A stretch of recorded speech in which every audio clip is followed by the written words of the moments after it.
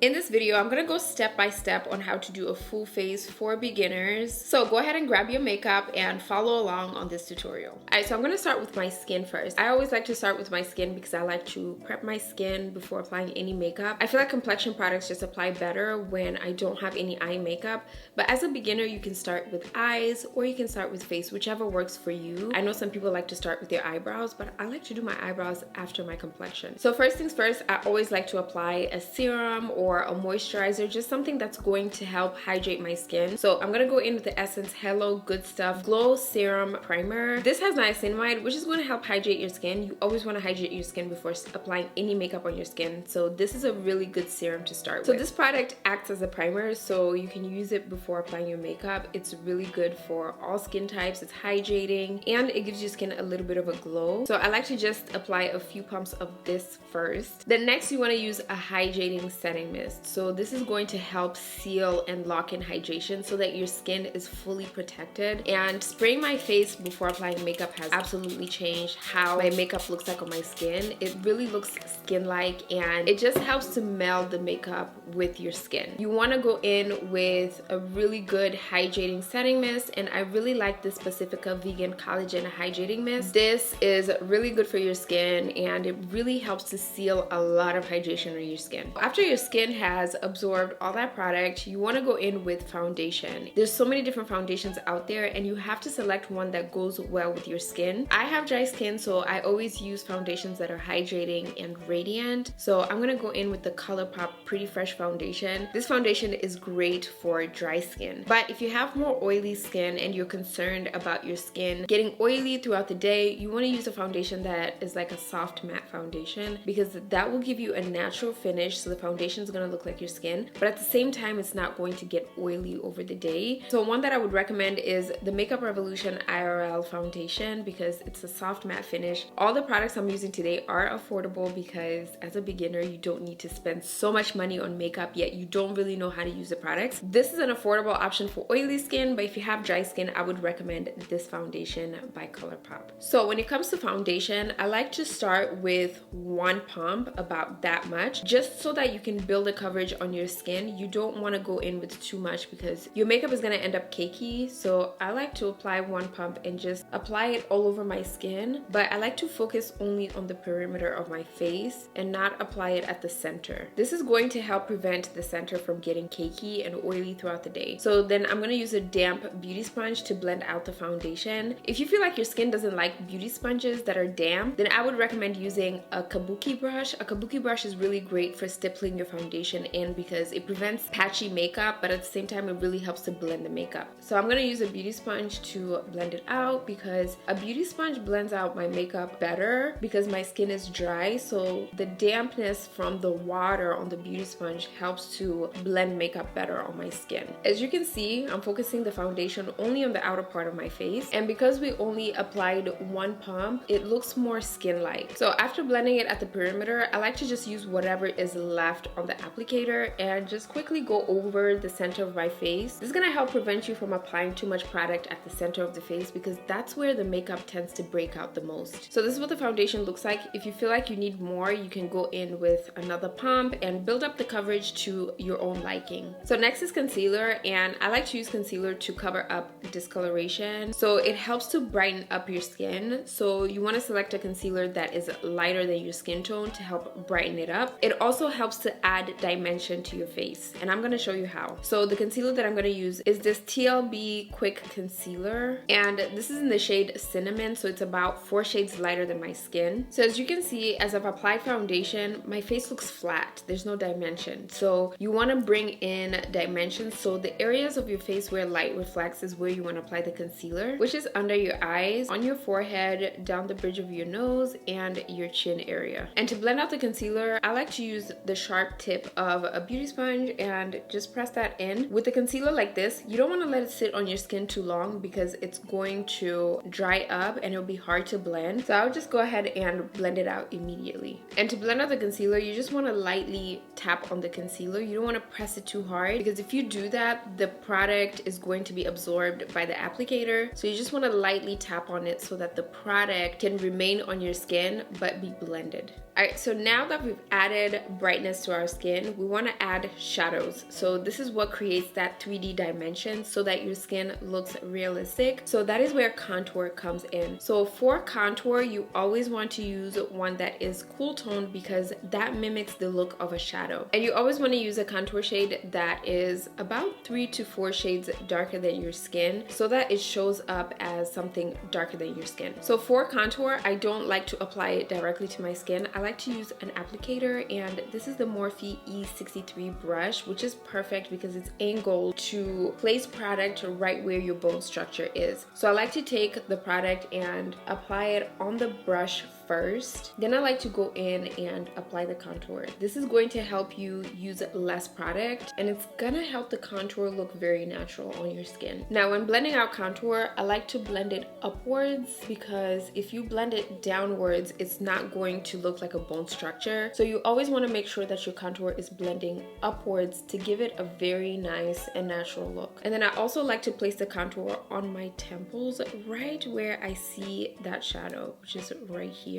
And as you can see, my skin has a little bit of dimension. I have the shadows right where my bone structure is, and the lighter product at the center of my face where light reflects. So after applying your concealer and contour, it's important for you to use the sponge or the brush that you use to apply your foundation and get a little bit of that foundation product and just go over everything. This is going to give it more of a natural look, and it's gonna make your makeup look blended like your skin. So when it comes to powders, you want to apply them after applying all your liquid and cream product, just to set everything so that they don't move around on your skin, because liquid and cream products tend to move around if you don't set them with powder. So I'm going to start by setting my under eyes, basically all the areas that I applied concealer. And to do that, you want to use a powder that is lighter than your skin, closer towards the color of the concealer that you use. So I'm going to go in with this NYX Can't Stop Won't Stop powder. I love this powder because it's so natural. It gives it a very veil look. So it looks like your skin. The shade that I use is Tan, which is about 4 or 5 shades lighter than my skin. So as you can see, that powder instantly absorbs all the oils on the skin that the concealer has. So this is what the concealer is going to look like when you apply the powder on top of it. It helps to absorb those excess oils. So I like to just press that right underneath my eyes, and you don't want to press it too hard to where it moves the concealer. You just want to lightly tap on it to make sure that all those oils and that product is being set. So I'm also going to set my chin area because I did apply concealer around that area, and the forehead area. So once you set your skin, you want to go in with a powder that is the same color as your skin tone. So I would use a powder foundation. You can also use a pressed powder such as the NYX Can't Stop Won't Stop powder. This is in the shade Mocha. This is usually the shade that I use for my face. And to do this, I like to take a fluffy brush, and you want to just swirl that powder on your skin to set the foundation. This is going to give your skin more of that natural look. It's also going to set the foundation so it doesn't move around on your skin.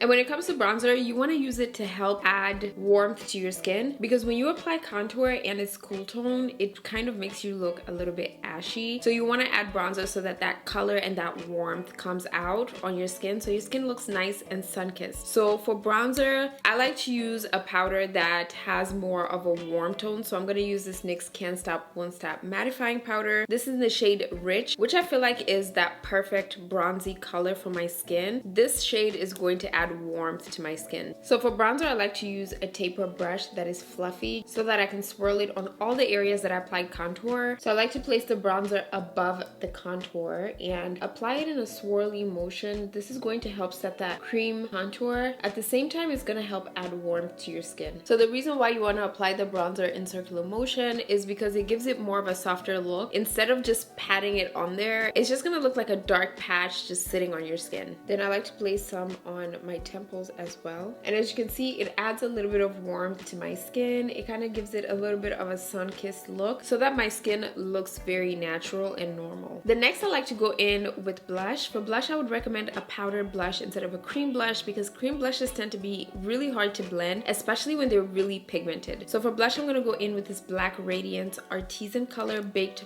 Blush in the shade Warm Berry. skin. And this blush is very natural, so I like to focus the blush right where the apples of my cheeks are, which is right here. And then just pat that blush right there, and then use whatever's left and just bring it upwards towards your temples. This is gonna help diffuse the blush so it looks nice and natural. And with blush, I like to focus the majority of the product right at the apples of my cheeks, because that's where blush tends to show more. So after applying the blush, you want to go back in with the powder that you used for the concealer and take a little bit of that, and all the harsh lines where that blush formed, you want to use this powder to get rid of that. This is what gives your makeup a really blended look. And because I have dry skin, I always like to use a hydrating setting mist after applying all my powder products, because my skin tends to be really dry. So I'm gonna go in with the same setting mist that I used in the beginning to spray my face, and this is gonna help set all these powdered products so that they stay put on my skin. So when it comes to eyebrows, I like to start off with a brow mascara, such as the NYX Thick It Stick It mascara, and this is in the shade Espresso, which is the same color as my eyebrow hairs. So I like to use this to brush up my eyebrow hairs. This also helps to saturate your eyebrows with a little bit of product, so you always want to select one that is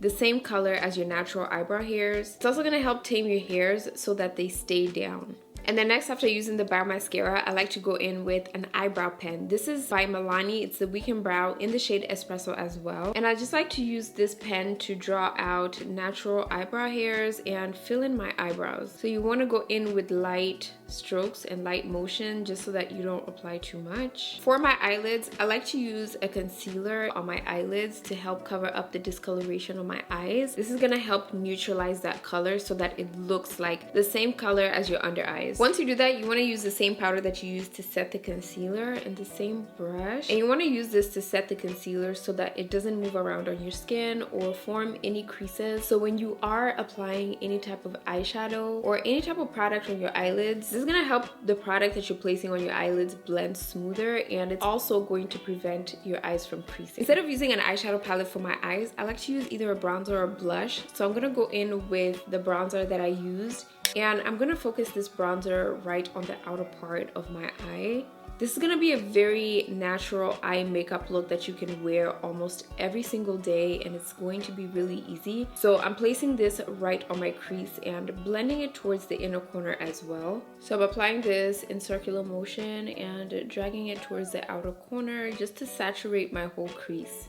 Then you want to take a little bit of that powder that you used to place on your eyelids and just tap that right where your lids are. And this is typically an easy two-step eyeshadow look that I like to wear every day that I feel like is really beginner friendly. Then next you want to apply mascara, and I'm going to go in with the Essence Lash Princess. You want to use a good mascara, especially if you have short eyelashes like me. So I love this Essence mascara because it helps to lift and lengthen my lashes. Now for mascara, I like to start at the very bottom and brush the hairs upwards just so that I can saturate majority of the product at the bottom. This is gonna help lift and lengthen your lashes. So when it comes to lashes, as a beginner, I do think that they're optional. You can definitely wear lashes if you want to, or you can just rock your natural lashes. So I went ahead and popped on some lashes. I got these lashes from Amazon. I'm gonna link them in the description box down below, but I think they're perfect lashes for all different eye shapes. So whether you have small eyes or whether you have big eyes, they're really flattering on the eyes. For lips, I like to use a dark brown lip liner to start by lining my lips. I personally feel like lip liner is one of the most important things when it comes to getting a really nice ombre lip effect. So I'm using this Buxom lip liner in the shade Creamy Chocolate, which is like a really dark brown shade for my lips. So I like to start by lining my bottom lips, and then I like to line my top lips and just slightly overline the top part just to kind of give that puckery type of lip look. And then you want to go ahead and top it off with your favorite lip gloss or lipstick. But as a beginner, it's so important for you to learn how to blend your makeup. So that's why I would recommend watching this video right here, because I go into detail about exactly how to blend your makeup so that it looks nice and flawless. KLJ, welcome to a channel where it's poppin'.